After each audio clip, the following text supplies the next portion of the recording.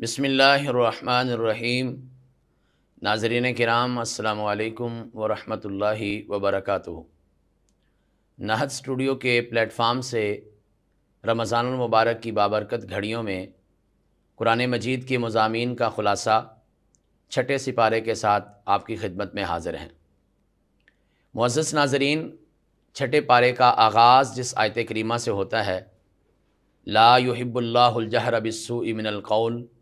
الا من ظلم، یہاں پر انسانی زندگی کا ایک بڑا اہم مسئلہ بیان کیا گیا ہے، اور وہ یہ کہ عمومی طور پر تو اس بات کو پسند نہیں کیا جاتا کہ آپ کسی کے بارے میں کوئی بھی نیگیٹو گفتگو کریں۔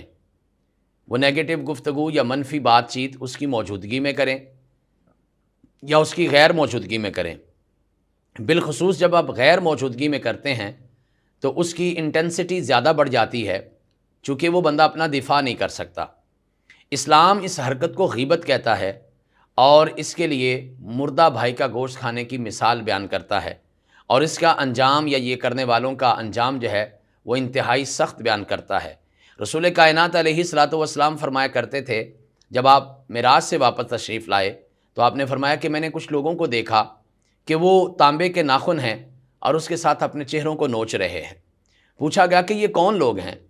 کہا یہ وہ لوگ ہیں جو لوگوں کی عزتیں برباد کرتے ہیں، یعنی ان کی غیبت کرتے ہیں۔ اور اگر یہ منفی گفتگو جو ہے وہ الزام کی شکل میں ہو تو اسلام تو پھر اس کو حدود میں شامل کرتا ہے، اور اس کے لیے جو الزام لگاتا ہے اس کے لیے 80 کوڑوں کی سزا بھی سناتا ہے۔ لیکن اس کے باوجود اسلام چونکہ ایک جامع دین ہے، اس لیے اس بات کی بھی ضرورت تھی کہ اگر کوئی آپ کے اوپر ظلم کرتا ہے تو کیا آپ اس کے خلاف خاموش رہیں گے؟ آپ اس کے بارے میں بھی کہیں جا کے کچھ بتا نہیں سکتے یا اس کے اس ظلم کو بیان نہیں کر سکتے؟ اس اعتبار سے اسلام نے ہمارے لیے اجازت فراہم کی ہے کہ اگر کسی بندے پر ظلم ہوا ہے تو پھر وہ اس بات کو کہیں جا کے بیان کر سکتا ہے، اسپیشلی جب معاملہ کہیں فیصلے کا ہو، اسپیشلی معاملہ جب کہیں پنچایت کا ہو، خاص طور پر جب معاملہ کسی اتھارٹی کے پاس جائے، اور بالخصوص جب معاملہ کہیں کورٹ میں چلا جائے، تو وہاں پر امام غزالی رحمہ اللہ نے اپنی احیاء العلوم میں بڑی لمبی بحث کی ہے اور غیبت کی جو جائز شکلیں بتائی ہیں اس میں ایک شکل یہ بیان کی ہے جو قرآن مجید کی آیت کریمہ کی روشنی میں ہے کہ جب کسی پر ظلم ہوتا ہے، مقدمہ کیا جاتا ہے اور وہ جا کے اپنا کیس لڑتا ہے تو جج کے سامنے وہ یقیناً ساری بات جو ہے وہ اس کو بتائے گا۔ تو یہ یہاں اجازت دی گئی ہے کہ لا یحب اللہ الجہر بالسوء من القول الا من ظلم۔ اللہ مالک کائنات اس بات کو پسند تو نہیں کرتے کہ کسی کی بری بات کو عام کیا جائے، سوائے اس کے کہ اگر کسی پر ظلم ہوا ہے۔ اس کے بعد اسی سپارے کے آگے چل کر اس کی آیت 151 سے لے کر آن ورڈ جناب نبی عیسیٰ علیہ الصلوۃ والسلام کا تذکرہ ہوا ہے۔ عیسیٰ علیہ الصلوۃ والسلام اللہ کے 5 اولو العزم پیغمبروں میں شامل ہیں۔ عیسیٰ علیہ الصلوۃ والسلام ان پیغمبروں میں شامل ہیں کہ جن کو اللہ تعالیٰ نے اپنی کتابیں عطا کی اور انہیں انجیل عطا کی گئی۔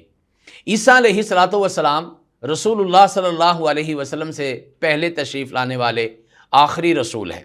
عیسیٰ علیہ الصلوۃ والسلام کی ساری زندگی جو ہے وہ اللہ تعالیٰ کے مختلف معجزات اور مشاہدات پر مشتمل ہے، اللہ تعالیٰ کے کمالات پر مشتمل ہے۔ سب سے پہلے تو یہ کہ نبی عیسیٰ علیہ الصلوۃ والسلام کو قرآن مجید میں تقریباً 50 سے زائد جگہوں پر ان کا تذکرہ کیا گیا ہے۔ اب اتنی تفصیل سے ان کا ذکر ہے کہ ان کو چند الفاظ سمیٹنا انتہائی مشکل ہو جائے گا، لیکن پھر بھی ہم کوشش کرتے ہیں کہ اسی موقع پر چند ایک باتیں ان کے بارے میں ایسی کر لی جائیں تاکہ آئندہ چل کے ہمیں ان کے معاملات اور ان کے حالات کو سمجھنے میں آسانی رہے۔ ان کی پیدائش کا معاملہ بھی عام انسانی معاملات سے ہٹ کر ہے، یعنی اللہ تعالیٰ نے انسانوں کی جو پیدائش کے، انسانوں کی جو تخلیق کے، انسانوں کی نسل کو آگے بڑھانے کے 4 راستے اختیار کیے ہیں۔ ان میں سے ایک راستہ جو روٹین سے ہٹ کے تھا وہ حضرت عیسیٰ علیہ الصلوۃ والسلام سے تھا۔ 4 راستوں میں پہلا راستہ تو یہ کہ آدم علیہ الصلوۃ والسلام کو بغیر باپ کے اور بغیر ماں کے پیدا کیا گیا، یعنی والدین کے بغیر پیدا کیا گیا، اور حضرت حوا علیہ السلام کو بغیر ماں کے پیدا کیا گیا، آدم علیہ الصلوۃ والسلام کی پسلی سے پیدا کیا گیا۔ اور تیسرا طریقہ عمومی طریقہ ہے، ماں باپ کے ذریعے سے انسانی نسل آگے بڑھتی ہے۔ اور چوتھا جو طریقہ ہے وہ حضرت عیسیٰ علیہ الصلوۃ والسلام کے بارے میں اللہ تعالیٰ نے یہ اس لیے کیا کہ یہ ساری چیزیں روٹین میں ہیں، لیکن اللہ ان چیزوں کا محتاج نہیں ہے، اللہ چاہے تو کچھ بھی کر سکتے ہیں۔ انہوں نے اللہ تعالیٰ نے عیسیٰ علیہ السلام کو بغیر باپ کے پیدا کر دیا۔ بی بی مریم علیہ السلام وہ واحد خاتون ہیں جن کا نام لے کر اللہ نے قرآن مجید میں ذکر کیا ہے، اور بلکہ ان کے نام کی ایک پوری سورہ مبارکہ نازل کی ہے۔ بی بی مریم علیہ السلام بہت پاک باز عورت تھی۔ اللہ تعالیٰ نے اپنی قدرت کے تحت ان کو بغیر باپ کے بیٹا عطا کر دیا۔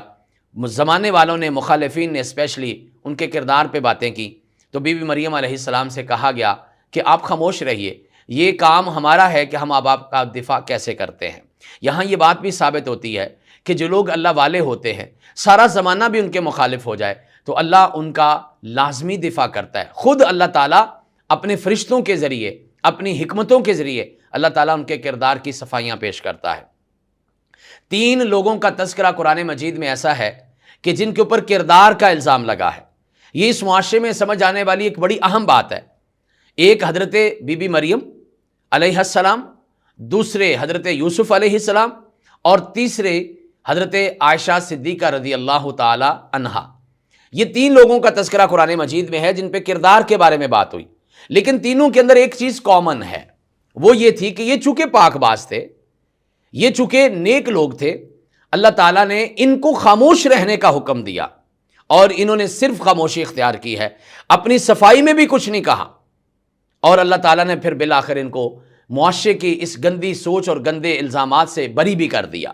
لیکن ایک چیز کامن ہے، اور وہ یہ ہے کہ یہ خاموش رہے۔ انہوں نے اپنے بارے میں کوئی بڑی باتیں نہیں کی، لوگوں کی تردید نہیں کی، لوگوں کے خلاف کوئی اور جو ہے وہ ان کے خلاف کوئی پلیٹ فارم نہیں اختیار کیا، یا لوگوں کے خلاف کوئی نیا سلسلہ شروع نہیں الزام تراشی کو کیا۔ اگر آپ سچے ہیں تو آپ کو کس بات کا فکر ہے؟ آپ خاموش رہیے، آپ وقت کا انتظار کیجئے۔ میرا رب آزمائشیں ڈالتا ہے، لیکن بالآخر میرا رب جو ہے وہ آپ کو آزمائشوں سے پاک بھی کر دیتا ہے، بری بھی کر دیتا ہے، اور سے نکال بھی دیتا ہے۔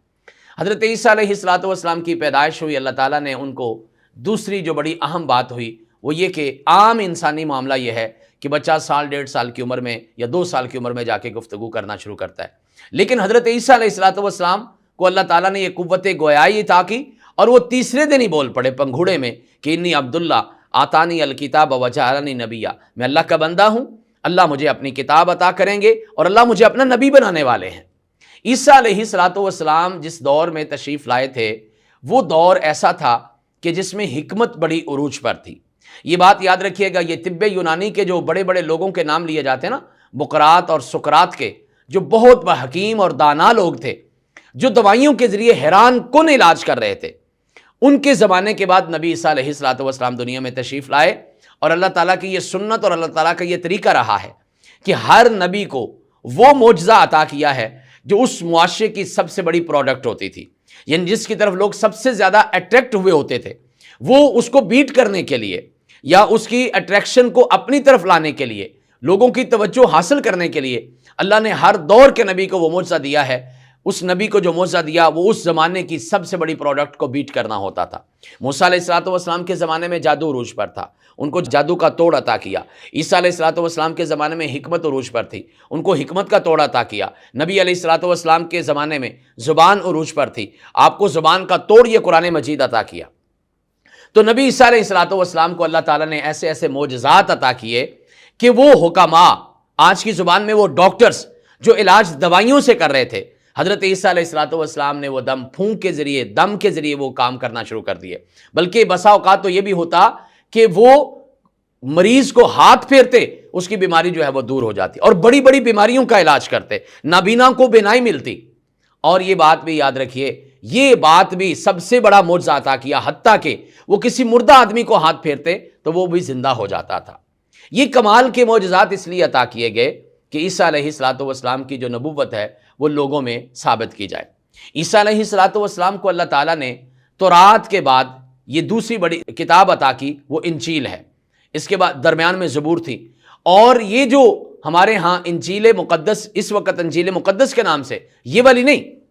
آج تو آپ کو پتہ ہے کہ خود کرسچینٹی کے پاس، عیسائیت کے پاس بہت ساری انجیلیں ہیں، اور شروع میں تو ڈھیر لگ گیا تھا، 21 قسم کی انجیلیں جو ہمارے سے وجود میں آئی تھی، پھر اس کے بعد قرآن اندازی ہوئی، پھر 4-5 انجیلوں کا انتخاب ہوا، لیکن اس میں بھی بہت ساری ایمینڈمنٹس، اس میں بھی بہت ساری تبدیلیاں، اس میں بہت ساری ٹیمپرنگ، اس میں بہت ساری الٹریشن جو ہے وہ اس میں کی گئی ہے، اس میں تحریف کی گئی، اس میں تبدل کیا گیا، اس میں نئی چیزیں ایڈ کر دی گئی۔ تو انجیل جو ہے وہ اللہ تعالیٰ کا جو کلام تھا، جو اللہ کے پیغمبر علیہ الصلوۃ والسلام کو عطا کیا گیا تھا، وہ تورات کے بعد چونکہ آئی تھی، لہٰذا ان کی تعلیمات میں مزید بہتری کر کے لوگوں کے سامنے رکھا گیا۔ لیکن یہ بات یاد رکھیے کہ سارے کے سارے انبیاء کرام کی طرح نبی عیسیٰ علیہ الصلوۃ والسلام کو بھی ان کے زمانے کے بہت سارے لوگوں نے ماننے سے انکار کر دیا، بالخصوص جو قوم یہود تھی، آپ سے پہلے جو تھی، انہوں نے آپ کا بالکل انکار کر دیا، اور صرف انکار ہی نہیں کیا بلکہ آپ کی جان کے دشمن بن گئے۔ اور یہ تقریباً تمام انبیاء کرام کے ساتھ ہوا ہے، اور یہ انسانوں کا مزاج ہے۔ انسان جب دلیل کی دنیا میں ناک آؤٹ ہوتے ہیں، پھر انسان ظلم کا راستہ اختیار کرتے ہیں، اور اس میں رسول اللہ صلی اللہ علیہ وسلم کے ساتھ بھی ایسا کرنے کی کوشش کی گئی، آپ کو نعوذ باللہ قتل کرنے کی کوشش کی گئی، اور حضرت عیسیٰ علیہ الصلوۃ والسلام کے خلاف بھی یہی پلان کیا گیا، آپ کو قتل کرنے کے ارادے سے لوگ بھاگے، اور آپ علیہ الصلوۃ والسلام کو اللہ تعالیٰ نے اپنی حکمت کے تحت ان دشمنوں سے محفوظ کرتے ہوئے آسمانوں پہ اٹھا لیا۔ اس کا بیان اللہ تعالیٰ نے بڑا واضح طور پر دیا ہے، لوگوں کے درمیان یہ بات قائم ہو گئی، لوگ اس بات میں کنفیوژن کا شکار ہو گئے کہ عیسیٰ علیہ الصلوۃ والسلام کو قتل کر دیا گیا ہے یا ان کو سولی پہ چڑھا دیا گیا ہے، اور یہی وہ صلیب کا نشان ہے جو آج تک عیسائی دنیا اپنے گلے میں لٹکائے پھرتی ہے، وہ ان کا وہی خیال اور تصور ہے کہ شاید عیسیٰ علیہ الصلوۃ والسلام کے ساتھ یہ معاملہ پیش آیا تھا۔ لیکن اللہ تعالیٰ کے قرآن نے 2 ٹوک الفاظ میں کیٹیگوریکلی اس بات کو کنڈیم کر دیا ہے کہ ما قتلوہ وما صلبوہ ولکن شبہ لہم، کہ نہ تو انہوں نے قتل کیا ہے، نہ ان کو جو ہے وہ کسی قسم کی سولی چڑھایا گیا ہے، بلکہ حقیقت یہ ہے کہ معاملہ ان کے اوپر کنفیوزڈ ہو گیا ہے، یہ کسی نہ کسی شبہ کا شکار ہو گئے۔ اس کے بارے میں واضح اعلان کر دیا، بر رفع اللہ الیہ، بلکہ حضرت عیسیٰ علیہ الصلوۃ والسلام کو اللہ تعالیٰ نے آسمانوں پہ اٹھا لیا۔ وہ آسمانوں میں کس حالت میں ہیں یہ اللہ ہی بہتر جانتے ہیں، لیکن یہ تفصیلات ہمیں پیارے نبی علیہ الصلوۃ والسلام کی احادیث میں ملتی ہیں۔ قرب قیامت وہ تشریف لائیں گے، دنیا میں آ کے دین اسلام کو ہی پروموٹ کریں گے، امن کا نظام قائم کریں گے، اور دجال کو قتل کریں گے، اور اللہ کا نظام دنیا میں نافذ کریں گے، پھر ان کی نیچرل ڈیتھ ہو جائے گی، پھر اس کے بعد اس ایمان والوں کا ڈاؤن فال شروع ہو جائے گا، پھر ایسا وقت بھی آئے گا کہ دنیا میں کوئی بھی اسلام لینے کا نام لینے والا باقی نہیں رہے گا، اور پھر جو ہے وہ قیامت قائم ہو جائے گی۔ یہ بڑے اختصار کے ساتھ نبی عیسیٰ علیہ الصلوۃ والسلام کے بارے میں اور بی بی مریم علیہ السلام کے بارے میں نے چند گزارشات آپ کی خدمت میں پیش کی ہیں۔ اسی سپارے میں آگے چل کے ایک اور جو چیز ہمارے سامنے رہنی چاہیے، وہ قرآن مجید کا ایک بڑا خوبصورت اصول بیان کیا گیا ہے، اور وہ یہ ہے کہ رسلاً قد قصصناہم علیک ومنہم یقصصہم علیک۔ اللہ تعالیٰ نے قرآن مجید میں کچھ انبیاء کا تذکرہ کیا ہے اور کچھ انبیاء کا تذکرہ نہیں کیا۔ حضرات، یہ میں نے آغاز میں بھی بتایا تھا، قرآن قصے کہانی کی کتاب نہیں ہے، قرآن کوئی بے مقصد کتاب نہیں ہے، یہ صرف اور صرف دنیا کے سامنے کو کہانیاں بیان کرنے کے لیے نہیں آئی۔ اگر ایسا ہوتا، صرف اللہ کے نبیوں کے 1.25 لاکھ نبیوں کے نام لکھ دیے جاتے تو اس قرآن سے بڑا قرآن اور تیار ہو جاتا، کیونکہ اس قرآن مجید کے 78,000 الفاظ ہیں، اور انبیاء کرام کے 1,25,000 کے قریب، 1.25 لاکھ کے 24,000 کے قریب جو ہے وہ آپ کے انبیاء کرام کے نام ہیں۔ اس اعتبار سے کچھ کا تذکرہ کیا ہے جو تفصیل کے ساتھ ہے، کچھ کا اختصار کے ساتھ ہے، بائی نیم جو انبیاء کرام ذکر کیے گئے ہیں وہ 25 یا 26 ہے، باقی اس لیے نہیں بیان کیے کہ قرآن مجید صرف کوئی قصے کہانی کی کتاب نہیں ہے۔ اس سپارے میں ایک اور سورہ مبارکہ شروع ہو رہی ہے، اور وہ ہے سورۃ المائدہ۔ سورۃ المائدہ کے بارے میں مفسرین کا اس بات پہ اتفاق ہے کہ احکامات کے اعتبار سے یہ سب سے بڑی سورت ہے۔ سورۃ المائدہ کے بارے میں نبی کریم علیہ الصلوۃ والسلام کی زوجہ محترمہ حضرت عائشہ صدیقہ رضی اللہ تعالی عنہا نے ایک مرتبہ جبیر بن نفیر رضی اللہ تعالیٰ عنہ، ایک صحابی ہے، ان سے کہا تھا کہ آپ سورۃ المائدہ پڑھتے ہو؟ کہا کہ ہاں پڑھتا ہوں۔ فرمایا کہ اسے بڑی توجہ سے پڑھا کرو، چونکہ جو اس میں حکم موجود ہے اس کو ماننا شروع کر دو، اور جس کے بارے میں منع کر دیا گیا اس سے رک جاؤ، چونکہ یہ نزول کے اعتبار سے آخری صورتوں میں نازل ہونے والی، بعض لوگوں کا خیال ہے کہ یہ 112ویں نمبر پر نازل ہونے والی صورت ہے، ٹوٹل 114 ہے، تو یہ تقریباً آخر میں نازل ہوئی ہے، اور اس کے بعد اس کے احکامات میں مزید کوئی حکم نہیں آیا۔ اور یہی وہ سورہ مبارکہ ہے کہ جس کے اندر اللہ تعالیٰ نے اپنے دین اسلام کو مکمل کرنے کا اعلان کیا ہے۔ الیوم اکملت لکم دینکم واتممت علیکم نعمتی، یہ سورہ مبارکہ صلح حدیبیہ کے بعد فتح مکہ کے ساتھ بھی اس کے کچھ مضامین ہیں۔ اسی طرح خطبہ حجۃ الوداع کے موقع پر اس کا بہت بڑا حصہ نازل ہوا ہے۔ اسلام اور قرآن کی تکمیل کا اعلان کر دیا گیا ہے، اسلام کی تکمیل کا اعلان کیا گیا ہے، اور اس اعتبار سے یہ بڑی مقدس آیت ہے، یہ مسلمانوں کے لیے سب سے بڑی خوشی کی آیت ہے، اور یہ ختم نبوت کی سب سے بڑی دلیل آیت ہے۔ اور یہود و نصارہ اس لیے بالخصوص یہود کہا کرتے تھے اگر یہ صورت ہمارے پاس نازل ہوتی آیت تو ہم اس روز عید مناتے۔ تو حضرت عمر رضی اللہ تعالیٰ عنہ نے فرمایا تھا کہ ہاں اس روز اللہ تعالیٰ نے ہمارے لیے بھی عید کا سامان کیا، بلکہ دوہری عید کا سامان کیا تھا۔ حضرات یہ سورہ مائدہ جو ہے اس کی آیت نمبر 6 میں آگے چل کے ایک بڑی اہم بات کی طرف توجہ دلائی گئی ہے، اور وہ یہ ہے کہ یا ایھا الذین آمنوا اذا قمتم الی الصلاۃ فاغسلوا وجوہکم وایدیکم، وضو کا بیان یہاں پہ بتایا گیا ہے۔ آپ ہم سب جانتے ہیں کہ دین اسلام کی پوری کوشش یہ ہے کہ اس کے ماننے والوں کو پاک اور صاف کر دیا جائے، ظاہری طور پر بھی اندرونی طور پر بھی۔ اس لیے اسلام نے یہ بات ضروری رکھی ہے کہ جب آپ عبادت اور بالخصوص نماز کے لیے آئیں گے تو آپ کا جسم بھی پاک ہونا چاہیے، آپ کی سوچ بھی پاک ہونی چاہیے، آپ کا لباس بھی پاک ہونا چاہیے، اور آپ کے خیالات بھی پاک ہونے چاہیے، اور جس جگہ پہ آپ نماز پڑھ رہے ہیں وہ جگہ بھی آپ کی پاک ہونی چاہیے۔ تو یہ وضو کے بارے میں مکمل تفصیلات جو ہیں وہ اساتذہ کرام سے حاصل کی جا سکتی ہیں، بلکہ میں بالخصوص یہاں پہ یہ درخواست کروں گا ائمہ مساجد سے، اساتذہ کرام سے، قراء کرام سے، خطباء اعظام سے، کہ نبی پاک صلی اللہ علیہ وسلم کی سنت یہ ہے کہ وہ اپنے ماننے والوں کو، اپنے فالورز کو اور اپنے مقتدیوں کو وہ باقاعدہ یہ وضو کر کے سکھایا کرتے تھے۔ ہمیں بھی سکھانا چاہیے۔ آج بھی ہمارے ہاں معاشرے میں بڑے سارے لوگوں کے وضو میں بہت ساری خرابیاں موجود ہیں، تو اس کی فضیلت بھی بہت ساری بیان کی گئی، اس کو جنت کا زیور بھی قرار دیا گیا۔ اور میں کبھی کبھار یہ بات ضرور کہتا ہوں کہ آپ دیکھیے زیور پہننے کا کیا طریقہ ہے۔ زیور پہننے کا طریقہ یہ ہے کہ آپ بڑے آرام سے، آسانی سے پہنتے ہیں تاکہ کوئی نقصان نہ ہو جائے۔ ایسے ہی پیار سے اور آرام سے وضو کیا کریں، اور جہاں بھی احادیث میں وضو کی فضیلت بیان ہوئی ہے وہاں یہ بیان ہوا ہے کہ جس کسی نے وضو کیا اور اچھے طریقے سے وضو کیا، اچھے طریقے سے وضو کرنا چاہیے، اور وہ نماز کی لازمی شرط بھی ہے